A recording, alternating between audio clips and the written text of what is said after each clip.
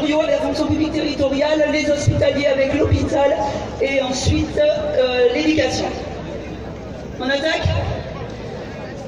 Alors, on est ici, on a fait le choix de faire une prise de parole un peu symbolique dans des lieux, voilà. Alors ici vous avez le conseil départemental, vous avez l'UPPH juste à côté, donc voilà pourquoi tout le monde a choisi de faire cette prise de parole ici. Donc pour les territoriaux, on va en faire une petite présentation parce qu'on voit bien combien on raconte n'importe quoi, hein, en nous traitant de privilégiés, etc.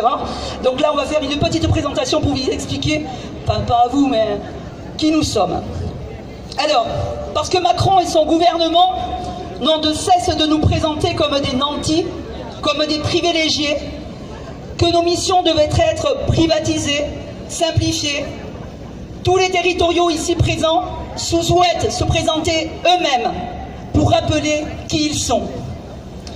Nous sommes des agents qui travaillons et vivons grâce à cet emploi. Basique. Nous avons des missions un peu particulières puisqu'elles visent à répondre aux besoins des usagers de la naissance à la fin de vie. Nous œuvrons dans les services publics de proximité sur l'ensemble des territoires, qu'ils soient urbains ou ruraux. Je le répète, de la naissance à la fin de vie.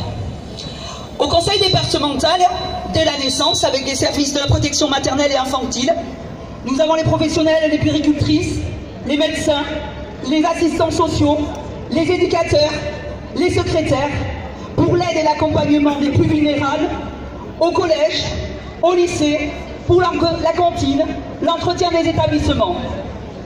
Dans les mairies, à l'école maternelle, ce sont les ATSEM qui prennent le relais. Elles sont là les ATSEM? Plus fort! Elles sont là les ATSEM? Les écoles sont fermées ici. Ensuite, il y a les animateurs dans les accueils périscolaires, les cuisiniers à la cantine, les agents pour le ménage et l'entretien de nos écoles. Ensuite, il y a les crèches, et on sait combien elles sont attaquées aujourd'hui. Une autre mobilisation est en vue pour le 23 mai. Pas de bébé à la consigne, les crèches seront présentes. Les éducateurs et donc les éducatrices de jeunes enfants œuvrent dans les crèches. Animateurs et animatrices pour l'accueil de nos tout-petits. Dans les CCAS, les agents sociaux s'occupent dignement de nos aînés. Ils sont des travailleurs au service de toute la population. Dans les EHPAD, des secrétaires aux aidants, aux infirmiers, aux aides-soignants, ils accompagnent et soutiennent nos aînés les plus fragiles. Dans le secteur de l'eau, on ne le sait pas non plus, dans le secteur de l'eau, de l'assainissement, des déchets, des agents publics sont au service de la population dans leur quotidien. Dans la sécurité, les policiers municipaux, les sapeurs-pompiers nous protègent et sauvent des vies. Dans la thanologie, on n'en parle pas beaucoup parce que malheureusement quand on est crevé et qu'on est mort, ce service-là a été quasiment privatisé. Secteur méconnu de l'action publique, là encore les agents publics sont présents quand vient le moment de la disparition. Ils sont des travailleurs au service de toute la population, je le dis.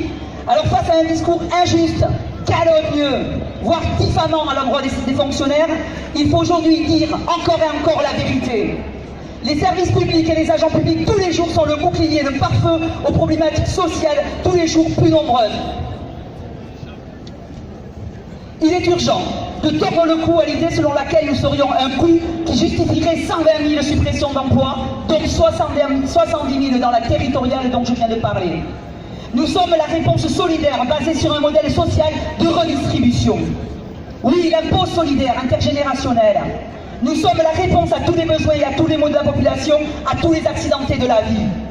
Nous sommes le soutien, l'assistance, les béquilles de nos aînés, de nos malades, de nos handicapés. Nous sommes la réponse de proximité aux besoins de logement, aux besoins alimentaires, aux besoins éducatifs, aux besoins de culture, aux besoins de prévention et de sécurité. Le comité Action publique DICIAP 2022 préconise 30 milliards d'économies dans les dépenses publiques. Rien que ça. Comment? En simplifiant tout ce qui peut l'être et en numérisant tout ce qui peut l'être. Macron s'est fixé comme objectif clair, offrir aux Français 100% de services dématérialisés d'ici 2022. Nous sommes face à une élite complètement déconnectée, c'est le cas de le dire, de la réalité que nous vivons en tant que fonctionnaires et en tant qu'usagers. Le projet Macron veut transformer les usagers en clients. Il faut le répéter à l'envi. Il veut transformer l'usager en client et donc en finir avec les services publics gratuit pour les livrer au privé et le financiariser. Enfin, nous rappelons que les organisations syndicales continueront de défendre les agents de la fonction publique, lutteront contre les suppressions d'emplois, pour l'augmentation du point d'indice et l'intégration des primes dans le salaire, pour des grilles réévaluées et un départ à 1 800 €. Elles s'opposeront aux réformes infâmes et aux salaires au mérite, visant à mettre les salariés en concurrence, et elles militeront enfin pour le bien-être au travail. Je vous remercie.